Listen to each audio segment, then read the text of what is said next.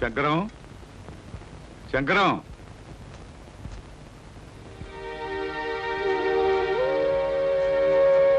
అమ్మా సీత స్టవ్ మీద వేడి నీళ్ళు ఉన్నాయి దించేయి. అలాగే అత్తయ్య.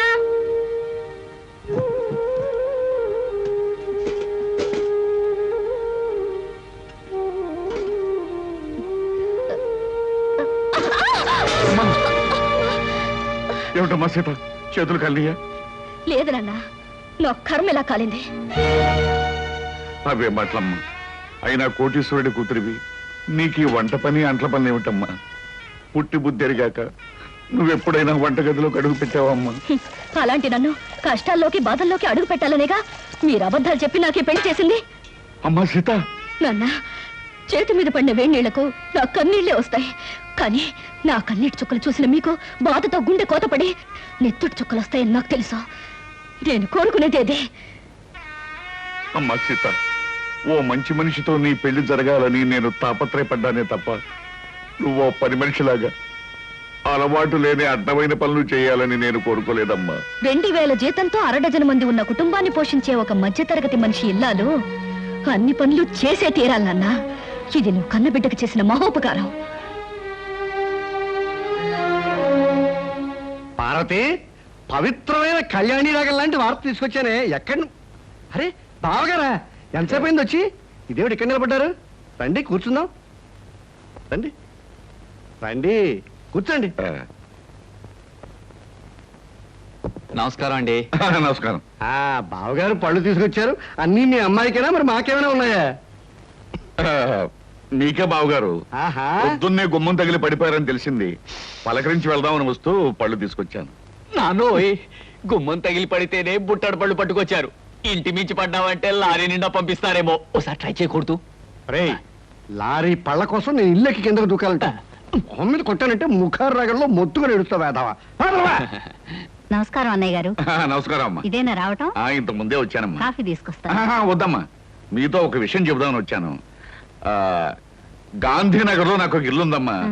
అది నౌకర్లు చాకర్లతో అన్ని సదుపాయాలు గల ఇల్లు. ఊరికినే పడాడటం ఎందుకు, మీరందరూ కలిసి దాంట్లో మారితే బాగుంటుంది అని అనిపించిందమ్మా. ఏమిటి, నౌకర్లు చాకర్లు అన్ని సదుపాయాలు ఉన్న ఇల్లా? ఛాయరాయ కీర్తన లాంటి శుభవార్తని కాస్త ముందెందుకు చెప్పలేదు బావగారు? రేపే ఇంటికి మార్చేద్దాం. అవునా? చక్కగా ఒక గదిలో నువ్వు తలుపులు మూసుకుని సంగీతం పాడుకోవచ్చు. మరో గదిలో గదుల మాట ఎలా ఉన్నా నౌకర్లు సౌకర్యాలు ఉంటే సీతకు నాకు పనులు తప్పుతాయి. తప్పకుండా మారిపోతాం అన్నయ్య గారు. వద్దత్తయ్య గారు, మా నాన్నగారు అభిమానంతో చెప్పొచ్చు కానీ మనం అక్కడికి వెళ్ళడం చిన్నతనం అనుకుంటున్నావు తల్లి. అభ్యాదేం లేదమ్మా. అద్దెళ్లలో దిక్కుమాలు చావు చస్తూ 6 రాగంలో ఏడుస్తూ బతికే కన్నా హాయిగా మన ఇంట్లో ఉండడం మంచిదమ్మా. అది కదా మావయ్య గారు, అక్కడికి వెళ్ళడం వల్ల ఒక నష్టం ఉంది. ఏమిటది? మా వంశంలో ఆడపిల్లలు కన్నవారిచిన కొంపలో కాపురం పెడితే ఆ అమ్మాయి తాలూకు మావగారికి ప్రాణగండవట. అమ్మో నాకే. ఇంతకు ముందు ఒకరిద్దరు అలాగే పోయారు కాదు నాన్న?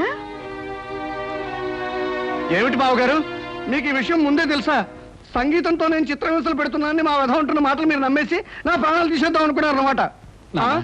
నువ్వు పోతే మీ అందరం ఎంత చక్కగా హాయిగా బంగ్లాలో ఉండొచ్చు. మా గురించి ప్రాణత్యాగం చేయనా? త్యాగం చేయడానికి ఇది ప్రాణం అనుకున్నావా, పంచాలు ఉంగి అనుకున్నావా? మామిడి పండుతో కొట్టానంటే మలైమారుత రాగంలో ఎడుస్తావు వేధవా. బావగారు, మీ అమ్మాయి ఏ ఏ పనులు చేస్తే నా ప్రాణానికి గండం వస్తుందో ఒక లిస్టు వేసి ఇవ్వండి. అవి చేయకుండా నేను జాగ్రత్త పడతాను. నాన్న, అభిమానంతో మీరు చేయబోయిన సహాయాన్ని వద్దన్నందుకు నన్ను మన్నించండి. నా నుదుటినిలా రాసి పెట్టినందుకు మేమంతా ఇక్కడే ఇలాగే ఉండాలి. కృష్ణ, అందరూ నిన్ను అదృష్టవంతుడు అని పొగుడుతున్నా, కానీ నీ మనసులో అగ్నిపర్వతం మండుతోందని నాకు తెలుసు.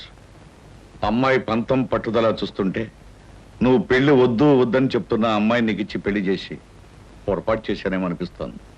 మావయ్య, జీవితంలో ఛాలెంజ్ని ఎదుర్కోవడం నాకు చిన్నప్పటి నుంచి అలవాటైన ముందే చెప్పాను. సీతను తప్పకుండా మార్చి నా మనిషిగా, మామూలు మనిషిగా చేస్తాను. మీరేం బాధపడకండి.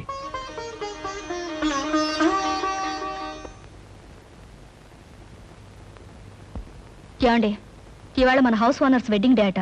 సాయంకాలం పార్టీకి పిలిచారు. పెళ్లి రోజులు అనేవి ప్రతి జంటకి వస్తుంటాయి.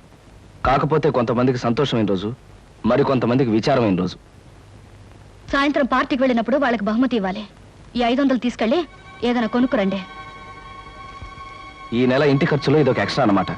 అయినా ఈ మన్మధరావు వెడ్డింగ్ డే చేసుకోకపోతే దేశానికి ఏమైనా నష్టమా? సవ్యంగా పెళ్లి చేసుకున్న వాళ్ళకి వెడ్డింగ్ డే అనేది ఓ పండుగ లాంటిది. 4 గంటలకల్లా పార్టీకి వెళ్ళాలి. ఏదో ఒకటి తీసుకురండి.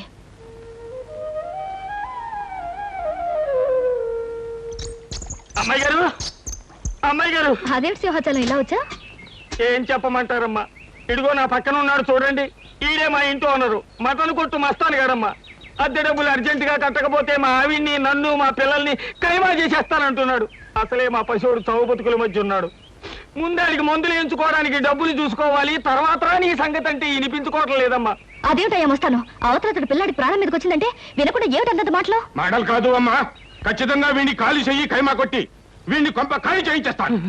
అమ్మా, వీడికి నచ్చ చెప్పడానికి చూసి ప్రయోజనం లేదు తల్లి. ఇప్పటికే వీడి మనుషులు సామానంతా బయట పారేసి చిందులు దొక్కేస్తూ ఉంటారు. నా పెళ్ళం బిడ్డను ఒళ్ళో పెట్టుకుని చావు బతుకుల మధ్య ఉన్నాడు అని ఏడుస్తూ ఉంటుంది. ఏం చెప్పినా వినకపోవడం వీడికి పుట్టుకతో వచ్చిన గుణమమ్మా. డబ్బులు ఇవ్వడం తప్ప మరో దారి లేదు తల్లి, మరో దారి లేదు. నువ్వంత బాధపడకు సింహాచలం. అతను అంత మనసు లేకుండా దుర్మార్గంగా మాట్లాడుతుంటే మనసున్న మనిషి ఎవరు చూస్తూ ఊరుకోలేరు. నీకెంత కావాలి? ఒక 500 అయితే మందుకి అద్దెకి. అయితే ఉండు, తెస్తాను. ఏమే ఎలా ఉంది మన యాక్టింగ్? బ్రహ్మాండంగా ఉంది. నువ్వు తాగినంత పోయిస్తా గానీ ఆ కోపం చూపులు అలాగే ఉంచు. మీసం తిప్పు, లేకపోతే అమ్మాయి గారు కనిపెట్టేస్తారు. అచ్చా, ఇదిగో సింహాచలం 500. ఇతనికి ఇవ్వాల్సింది ఇచ్చి మీ అబ్బాయికి వైద్యం చేయించు. అమ్మా, వయసులో చిన్నదానివైనా నీ కాళ్ళకి దండం పెడతాను. పదరా దరిద్రుడా, లెక్క చూసి నీ డబ్బు నీ మొహాన్ని కొడతాను. వస్తానమ్మా. బాబు, అసలే పసివాడికి ఒళ్ళు బాగుండగా ఏడుతున్నాను. ఇప్పుడు అద్దె పేరు చెప్పి సామాన్లన్నీ బయట పారేసి అన్యాయం అయిపోతాను బాబు. నోరు మీవే. నాకు అద్దె డబ్బులు ఎగ్గొట్టి మీ ఆయన సొమ్ములన్నీ సీసాలు తగలేస్తుంటే నేను నోరు మూసుకుంటావాలా? ఈ ఒక్కరోజు గడివే ఉండి బాబు, రేపు మీ డబ్బులు మీకు ఇచ్చేస్తాను. అదేం కుదరదు, ఇప్పుడే ఇచ్చి తీరాలి. కృష్ణ బాబు, కృష్ణ బాబు. ఏమిటి మంగమ్మ, ఏం జరిగింది? 3 నెలలు అద్దె బకాయి పడిందని ఇంట్లో సామానంతా ఈదులో పడేస్తానండి పెద్ద మనిషి. 3 రోజులుగా బిడ్డ ఒళ్ళు అగ్గిలా కాలిపోతున్నా, ఆసుపత్రికి తీసుకెళ్ళడానికి కూడా డబ్బులు లేక బాధపడుతున్న దాన్ని. ఇప్పుడు ఈ అద్దె డబ్బులు ఎక్కడి నుంచి తెచ్చేయగలను బాబు? అవును, సింహాచలం ఏమయ్యాడు? వాడే సవ్యంగా ఉంటే మాకు ఇట్టండి కట్టాలి ఎందుకు వస్తాయి బాబు? కృష్ణ బాబు, నా కాపురాన్ని మీరే నిలబెట్టాలి. నా బిడ్డ ప్రాణం మీరే కాపాడాలి బాబు, మీరే కాపాడాలి. బాబు వెళ్ళు. రండిరా. ఓయ్, ఆ సామానంతా లోపల సర్ది వెళ్ళండి. అలాగే అయ్యా. మంగమ్మ, ఇదిగో డబ్బు. ఇంటి ఖర్చులకి, కుర్రాడి హాస్పిటల్ ఖర్చులకి ఉంచు. మీరు నిజంగా దేవుడు బాబు. మంచి సమయానికి చల్లని మనసుతో వచ్చి మమ్మల్ని కాపాడారు. మీరు 1000 సంవత్సరాలు బతకాలి బాబు. సీత, సీత. ఏమిటండి ఇంత ఆలస్యంగా వచ్చారు? బహుమతి ఏం తీసుకురాలేదా? లేదు సీత, అనుకోకుండా ఓ సంఘటన ఎదురైంది. మన సింహాచలం లేడు, ఆ, ఇంటి వల్ల డబ్బు ఇవ్వలేదని వాడి సామాన్లన్నీ బయట పారేశాడు. ఓ పక్క పిల్లాడికి ప్రాణం మీదకొచ్చి మందులు ఇప్పించడానికి డబ్బు లేక ఆ తల్లి ఏడుస్తుంది. ఆ పరిస్థితి చూస్తే నాకే కళ్ళలో నీళ్లు తిరిగాయి. అసలు ఒక డబ్బున్న వాడి పెళ్లి కానుకి ఖర్చు పెట్టడం కంటే ఓ పేదవాడి బ్రతుకి ఖర్చు పెట్టడం మంచిదని చెప్పి ఆ డబ్బు వాళ్ళకే ఇచ్చేశాను. చాలా అద్భుతంగా ఉంది మీ అబద్ధం. ఏమిటి సీత, ఏమిటి నువ్వు అనేది? ఏమీ తెలియనట్టు నటించాలని చూడకండి. నాకంతా తెలుసు. పొద్దున్నే సింహాచలం వచ్చి నా దగ్గర పరిస్థితి అంతా చెప్పి 500 తీసుకెళ్లాడు. ఆ విషయం తెలియక తమరు తెలివిగా అబద్ధం ఆడాలని చూశారు. అదిగా సీత, నేను చెప్పేది. చెప్పడానికి ఏముంది? అబద్ధం మీద అబద్ధం తప్ప. మన పెళ్లి జరిగాక మీరు మారారనుకున్నాను, కానీ ఇప్పుడు అర్థమైంది మీరు మారలేరని. అది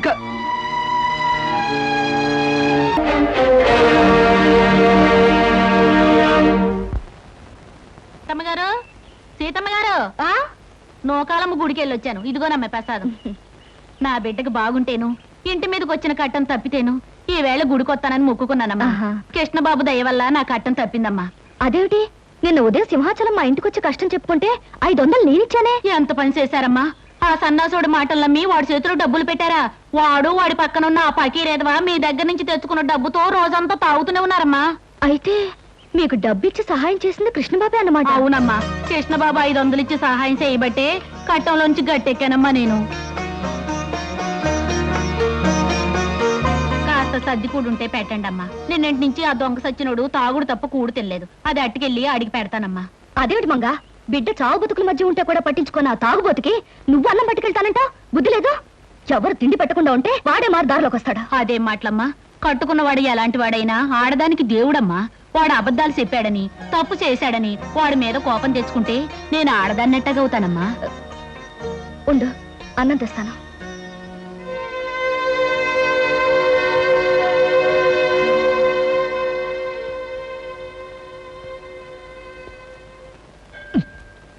తీసుకో లక్ష్మి. ప్రతి శుక్రవారం సినిమా రిలీజ్ లాగా నువ్వు గుడి వంగతో రావటం, మన ఇద్దరం కలుసుకోవడం, నేను కొబ్బరికాయ ముక్క ఇలా తింటాం నాకు చాలా నచ్చిన ప్రోగ్రామ్ అనుకో. ఎంతకాలం ఇలా గుళ్ళోను బళ్ళోను కలుసుకోవడం, తొందరగా పెళ్లి చేసుకుంటే పోతుందిగా. నువ్వు చెప్పింది కరెక్టే అనుకో, కానీ చూడు హిట్ ఫిల్మ్ లా మన ఇద్దరం గాఢంగా ప్రేమించుకుంటున్నాం. జాక్ పాట్ సూపర్ హిట్ లా మన ఇద్దరం పెళ్లి చేసుకుంటాం.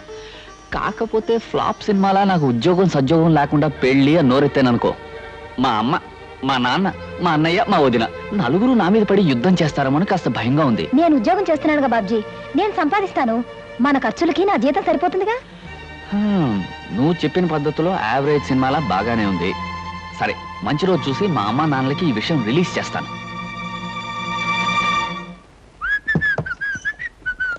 ఏమయ్యా బాబ్జీ, ఇలారా.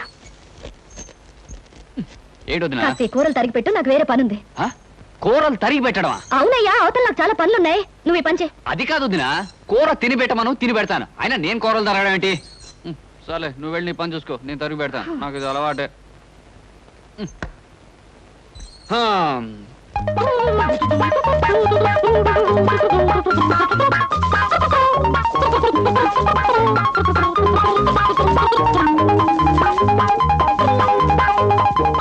అమ్మయ్యా. వదినా, వదినా, ఈ పని అయిపోయింది. ఇదిగోనయ్యా బాబ్జీ, ఆరిన బట్టలు తీసుకొచ్చాను, చక్కగా మడత పెట్టు.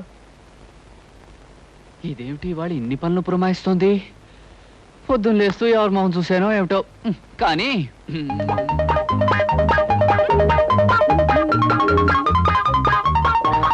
వదినా, ఇదిగో మడత పెట్టేశాను. అమ్మయ్యా. ఉండోయ్యా, 2 బిందెలు నీళ్లు తెచ్చిపెట్టు. అలాగే.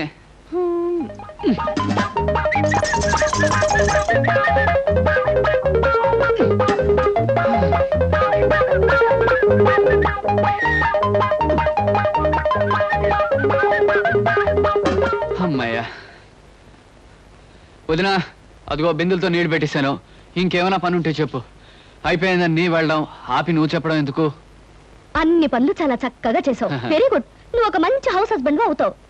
హౌస్ హస్బెండా? అదేమిటి? ఇంటి పట్టు నుండి పని చేసుకునే ఇల్లాల్ని హౌస్ వైఫ్ అంటారు. అలాగే ఇంటి దగ్గర ఉండి పని చేసుకునే మగవాణ్ణి హౌస్ హస్బెండ్ అంటారు. ఏమిటో నువ్వు చెప్పేది నాకేం అర్థం కావట్లేదు. ఇంకా అర్థం కాలేదా?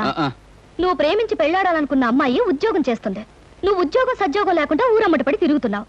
రేపు పెళ్లి అయ్యాక ఇంటి దగ్గర ఉండి పని చేయొచ్చు. ఎందుకంత పాపం? ఉద్యోగం పురుష లక్షణం అంటారు. ఆ లక్షణాలేని నీలాంటి వాడిని ఏమంటారో నాకు తెలియదు. మగవాడన్నాక కష్టపడి 1 రూపాయన్న సంపాదించాలయ్యా, లేకపోతే ఆడదానికి లోకు అవుతాడు. గుర్తుంచుకో. చట్నీ కూడా వేయండి. ఒక్క నిమిషం.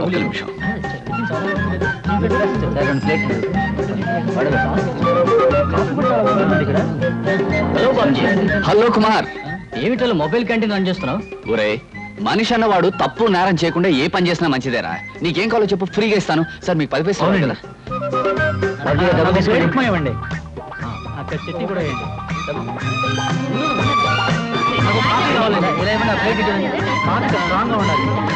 వదినా, వదినా, వదినా. ఏమిటయ్యా బాబ్జీ, ఏదో లోకానికి గెలిచిన వీరుల్లో అంత హుషారుగా ఉన్నా? ముందు ఈ స్వీట్స్ తీసుకో వదినా, తీసుకో.